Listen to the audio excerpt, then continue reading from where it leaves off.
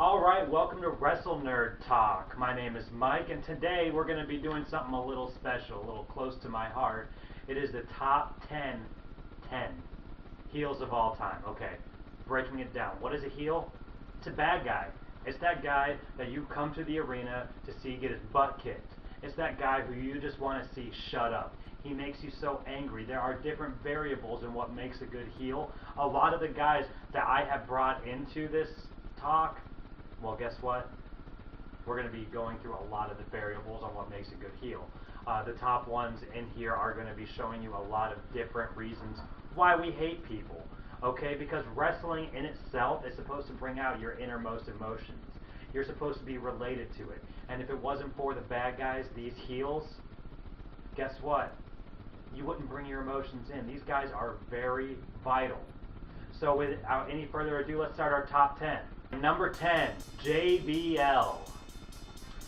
You're wondering why I brought JBL in here. I know he was part of a bad era, quote unquote, you know, but he was perfect for being the heel. He was the rich guy that you just wanted to punch in the face. He said he knew more than you, and guess what? He probably did. JBL is actually a really smart guy and a really rich guy beyond wrestling, and that made you hate him, especially when he said that he was a wrestling god. My favorite match with him in it actually is one that he lost, and that was the one to Eddie Guerrero. That was a really special match because it showed all of their wrestling strengths. Eddie Guerrero is definitely one of the best technical wrestlers of all time, and I really do say that JBL is a great big guy, a great powerhouse, and they really complemented each other in that match. Not to mention buckets of blood were brought in, and that's never a bad thing. The thing that made him such a good heel was his promos. You wanted him to shut up. You wanted him to be shown what kind of jerk he was. And it took a lot of people to finally shut him up. He was the champion for almost a year. Heels are usually transitional champions, but for him, he stuck around for a long time. So that's why I named him at number 10. Number 9, The Miz. Really? Really. Really? Really. Really? Yes, okay, Miz, really. The Miz, he is actually, in my opinion, right now, at the time of this recording, he's actually starting to show a little bit of baby face to him, which is fine, but his best work is definitely as a heel. When WWE, they're going through this reality era right now, where it's really hard to really say, oh, I don't like him, I do like him because he's a good guy or a bad guy, because everyone's got connections with the internet, but for some reason, he stays to be a true heel, and that is something that is really important. The way he promos on people, the way he makes people feel, the things that he says. His stuff against Daniel Bryan back in 2017, when Daniel Bryan, by the way, wasn't even wrestling yet, he was able to make you just hate him, despise him, tell him to shut up. His persona really showed when he started to be the Hollywood A-lister. And it's a really funny gimmick to me because he calls himself a Hollywood A-lister because of the fact that he was in The Marine, a really terrible movie. But he has fun with it. He really goes along with it, and it's a really good time. He is actually number 9, and I guarantee you if we do a top 10 of all-time heels list in the future, say 5 or 10 years down, he's going to be higher than number 9. Quote me on that. Number 8. Triple H. Triple H is a very special kind of heel because people don't know whether or not they hate him in real life or whether they do in kayfabe. That's what makes Triple H so special, because he is able to make that barrier, like, do I like him, do I not? Everything that's going wrong with WWE, do I blame Triple H, do I not? It's a very interesting thing with him because he's actually really smart. I mean, first off, he's smart marrying into the first family of wrestling. I don't blame him there. But he also brings his character, the cerebral assassin, something that's like he doesn't care how low he has to go to win, but he will win. Not to mention his work with the later DX when they kind of merged with Stephanie McMahon, Shane McMahon, and his stuff with the Authority. That was just genuine heat, heel heat, something that you want to be in a wrestler. And I always thought that he was always just kind of a jerk. I guarantee you he's got a little bit of a jerk streak in real life, and that's kind of why I had to put him on this list at number 8. He, not to mention, whatever he's doing now, you don't know if he's a good guy or a bad guy now, but I still want to boo the crap out of him. That's why I love him. He did get number 8 on my list. Number 7, Ravishing Rick Rude. Alright, all of you internet sweat hogs, I'm gonna tell you to shut up while I take off my robe. Okay, I won't do that to you, I promise. But Rick Rude was a guy that you love to hate. Why? Because he told you he was gonna steal your girl, and he would probably be able to do it. That's what made us hate Ravishing Rick Rude. He would make you just cringe. And all the ladies were squealing. As a guy, I hate him still. I mean, rest in peace, but I hate you. It's just the truth. He knew how to get that heat on so thick, especially in a time when it was just good guy versus bad guy. His rivalries, especially with Jake the Snake, we cannot forget about his rivalry with Jake the Snake. He spray painted Jake the Snake's wife's picture on his crotchal region. Okay? That makes you want to punch a man. Okay? I'm not going to be spraying anyone's girlfriends around there anytime soon. That is for sure. But for him to do that, and just to have this kind of arrogance about him no matter what he did, and not to mention also, I mean, I say not to mention a lot. I need to quit doing that. I just realized that. And also, he had the best manager you could have out of Bobby Heenan. Bobby Heenan wasn't even needed, but yet Bobby Heenan brought an element to him that was so perfect. It was definitely peanut butter and jelly. Bobby Heenan coming out, trying to tell the people to shut up, being called the Weasel, but at the same time being quote unquote humble enough to help him unroll while he did his wiggle. That wiggle that makes men want to throw up and women want to scream. I have nothing but respect for Rick Rude as a heel because he was, in my opinion, one of the most perfect heels there was out there at a time when it was really needed. Oh, also, side note, if you have WWE Network, watch the things that he was doing with the Ultimate Warrior. Great stuff. Number 6, Edge, the rated R superstar. I love Edge's heel story because he was getting some heel heat back when he was with Christian doing the 5-second poses. Hated it. That was so arrogant, but yet funny. He was also looked at as kind of a coward when they were trying to get out of their matches, when Edge and Christian were pretending to be sick. Their stuff with Mick Foley was comic genius. And Mr. Cornette, that I love you.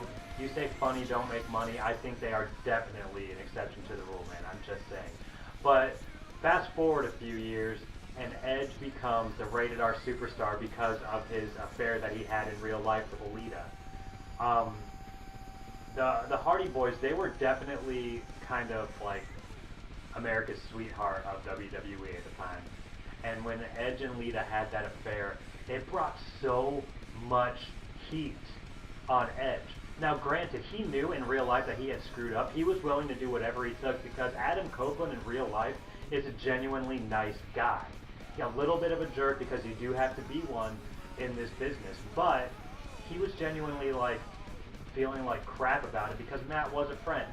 But he decided that it was best for the storyline to keep this just sinister, ugly person going and just run with it. And if it wasn't for that, he probably wouldn't have become WWE and World Champion years later.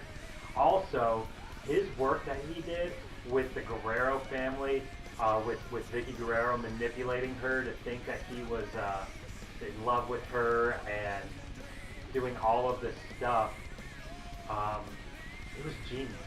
And the Ruthless Aggression era, there's a lot of bad with that, but there's also a lot of good. I think that Edge brought out a lot of the good with the Ruthless Aggression era. His bouts with John Cena, with Rey Mysterio, just to name a couple, were legends. They were so good, and Not and also he went against the Undertaker at WrestleMania. That's saying something. Everyone hated Edge, and it was just the perfect timing and a perfect era for a character like that. I did pick him at number 6, so there you go. Number 5, Ric Flair. Woo! That's right, the limousine riding, jet flying, kiss stealing, wheeling and dealing son of a gun, Ric Flair, the Nature Boy. He is kind of comparable to Rick Rude, but to the 10th degree, where he'll tell you he'll steal your girl and then do it. Not to mention, he flaunted money. We want to make money. He had it, and he lets you know he had it. He was telling you that he spilled more liquor than what you make in a year, and guess what? He's probably right. You could not stand it. And the thing that made me so mad about watching Ric Flair, yeah, he's a little bit past my era. I'm only 32. I get that. Okay, so just go ahead and hate on the comments. I don't care. The fact of the matter is, I did watch a lot of his stuff, and the thing that made me hate him most was that he was also so good in the ring. He had to have backed it up. Most heels, they don't back it up. They have to cheat to win. Yeah, he would be the dirtiest player in the game, but he would go 60 minutes each time. His legendary rivalries, going back to Harley Race, to this guy, the American Dream, Dusty Rhodes, to Ricky the Dragon Steamboat, to Hulk Hogan, to pretty much anyone who was anyone at that time in WCW, NWA, and WWF. He was able to really just bring out why these guys were the good guys and why he was the bad guy. He was so quintessential to being one of the best heels of all time. He's one of my heroes in wrestling. And anyone who ever talks, guess what? Probably one of anyone's heroes in wrestling who knows anything about wrestling. Just because he really did help transform the business in such a good way. His 60-minute matches against Steamboat, his rivalries, his talking, everything he did. He was able to talk perfectly against anyone, including Dusty Rhodes, who, in my opinion, is one of the best talkers of all time. Dusty Rhodes is another one of my heroes, so I'm always going to talk a bit on Ric Flair, because, you know, without the devil, we wouldn't be talking about God, so on and so forth. So that's just something that I always want to say. So yes, number 5 is the Nature Boy. Number 4, the Iron Sheik.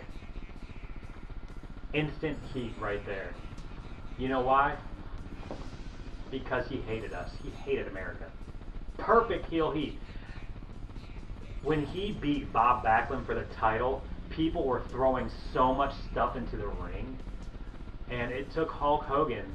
Hulk Hogan's first victory, by the way, for the title was against the Iron Sheik. The Iron Sheik, he came out, he said America, spit on the ground. He had Freddie Blassie, who was an American icon, but it didn't matter. Everyone hated him.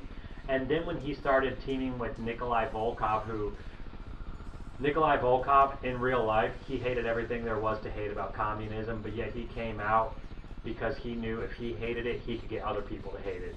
So the mixture of those two was great, but I do bring the Iron Sheik up above anyone, because when he was champion, everyone wanted to see him lose. He sold tickets, he would speak bad on America, and then on top of that, when I was talking about a couple guys earlier who would back things up, he used to do these pins, and he was the only one that was able to do them. I believe the only, okay, yeah, people down in the comments who love to hate on people, I think the only time anyone's ever done the pins other than him was actually Bob Backlund. So if you want to do some checking on that, but I'm about 99% sure I'm right. He would challenge guys to do those pins, they'd always fail, and then he'd go on and beat them with the camel clutch. He was just such a good heel. If you would disagree with me, then you don't know about wrestling. I'm just saying. And argue with me on that. Iron Sheik, number 4, fighting. Number 3, the $1 Million Man, Ted DiBiase. What is there not to say on why he is in the top 3? The $1 Million Man. He was the perfect time for a character like this. The 80s, they were booming. There was a lot of people on Wall Street. There was a lot of people making money. and he was the embodiment of greed. I've mentioned other characters who were rich, they knew it, they loved to flaunt it. He brought that to the next level because he showed how much people would do with just a little bit of bribery, a little bit of money. A couple of things that come to mind all of a sudden. I remember he brought a little kid up on the stage. This is a very classic clip. Everyone talks about it when they talk about Ted DiBiase. He brought this little kid up on stage, offered the kid $500 if he could bounce a basketball 15 times. The kid gets to 14 and Ted DiBiase kicks it away. How can you not hate that? What a jerk. Also, he even tried to buy the WWF title when Andre the Giant beat Hulk Hogan. That was just... Who are you? You gotta earn that. He doesn't care. He's gonna buy it. Then when that plan fell through, he brought in his own title that he bought himself, the $1 Million Championship. He was the first one to bring in his own championship. If I'm not mistaken, once again, if I'm wrong, I'm sure the comments will tell me. Well, screw you guys. I also love the fact that he was just so good on the mic.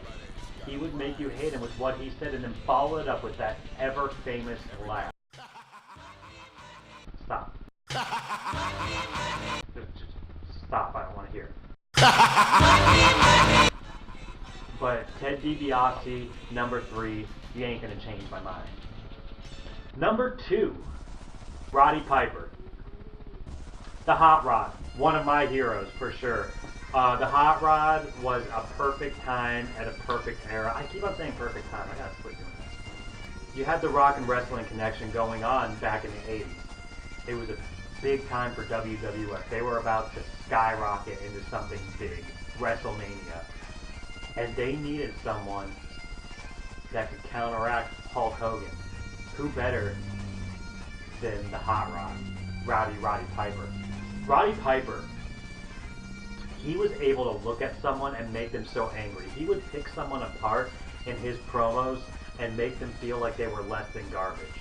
He was so good at that. I'm thinking of some of the heel tactics he did. When he hit Jimmy Snuka over the head with a coconut. That would not get it, by the way, in the year 2019, that would not happen.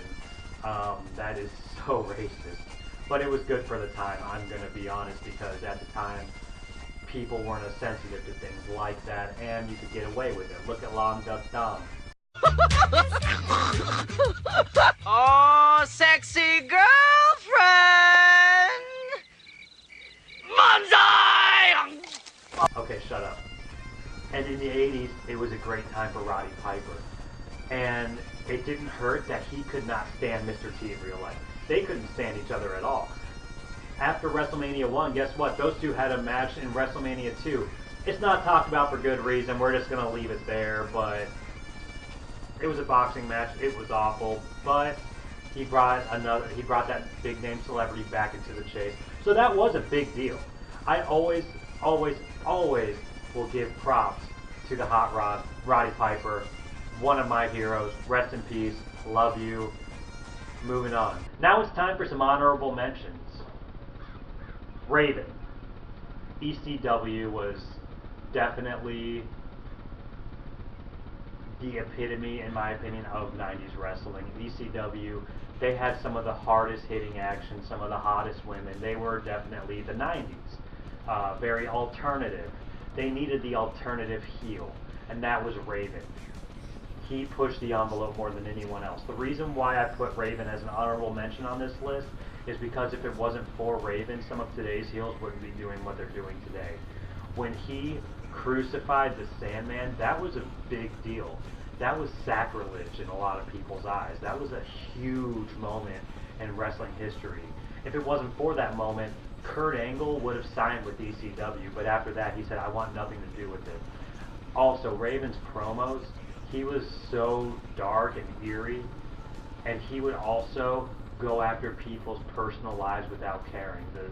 The stuff he did with Sandman and Sandman's son, the kid telling Sandman, you're a drunk, I worship Raven now, made him so despicable, so despised, that he was perfect for something like ECW.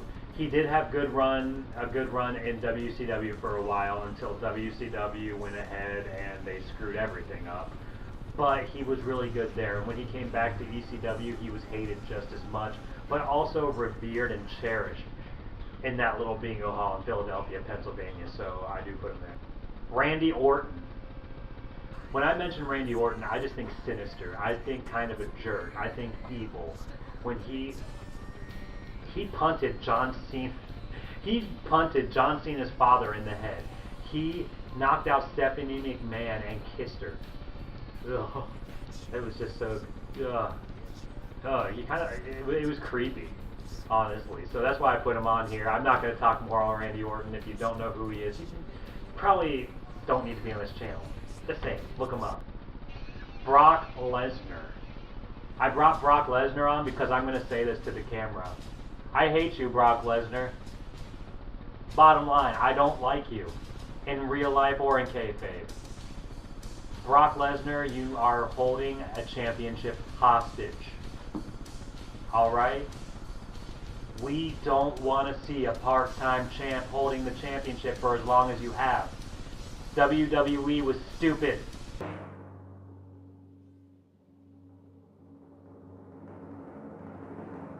And the #1 best heel of all time. Mr. McMahon. The Attitude Era. Stone Cold Steve Austin. Mr. McMahon. There were so many storylines that happened in the Attitude Era, but they always came back to Stone Cold and Mr. McMahon. Stone Cold was the everyman. He was, he's the type that you wanted to be. Go out, kick a little butt, and drink a couple beers, and move on with your day. He needed a great counterpart. Who better than his boss? Mr. McMahon was so evil and sinister, trying to bring him down. It was perfect. The Attitude Era wouldn't have happened if it wasn't for the Mr. McMahon character. I say that even more so than Stone Cold Steve Austin. Because Stone Cold Steve Austin, yeah, he had a couple of feuds, but until McMahon, he was just a really well-liked wrestler. He became an icon because of McMahon. And I kind of see Vince in the background kind of thinking exactly what he's saying. I did have the opportunity to meet Vince. He was very nice to me, but I had a feeling, though, he's kind of a douche. But I still loved him nonetheless. Also, another thing with McMahon, I'm thinking the Montreal Screwjob. Whether you think that was a shoot or a work, it did bring real life in with kayfabe. So whatever happened there made you hate McMahon even more. And he decided to run with it. That's why we had such great storylines as, I'm thinking of that cage match at not New Year's Revolution. We're ahead of that. I remember that great cage match at St. Valentine's Day Massacre between him and Steve Austin. Steve Austin was wiping the floor with him. Okay, Vince McMahon is not a wrestler, but just that look that he gave, bleeding, flipping off Stone Cold, and it just made you just want to just see him get stunned just 10 more times. And not to mention, Vince McMahon was untouchable until Steve Austin came around. No one was able to put their finishing move on Vince McMahon until Steve Austin came around. And that was a very, very historic night on Raw, the first time it was ever at Madison Square Garden. And so I do pick him as #1 on this. Anyway, thank you for tuning in. I guarantee you, I'm going to get a lot better. This editing is going to get a lot better. The video quality is going to get a lot better. I'm just asking you guys, be nice in the comments. Be nice to each other. Also, stay a wrestling fan and tell me what kind of top 10s you want to see. Or if you disagree, be civil, but tell me who I may have forgotten. Anyway, much love to everyone. Be nice to each other.